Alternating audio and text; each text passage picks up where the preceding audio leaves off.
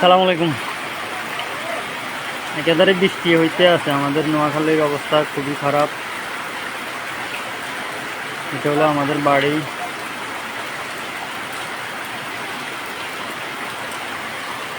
এই যে আমাদের পুরাতন বাড়ির কয়েকজনের ঘরে পানি উঠে গেছে। এখন এই যে আমার কাকাদের ঘরেও পানি উঠে গেছে, আমাদের ঘরেরও একই অবস্থা।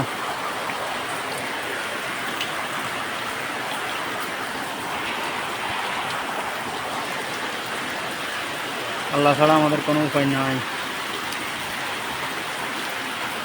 একাধারে বৃষ্টি হইতে আছে।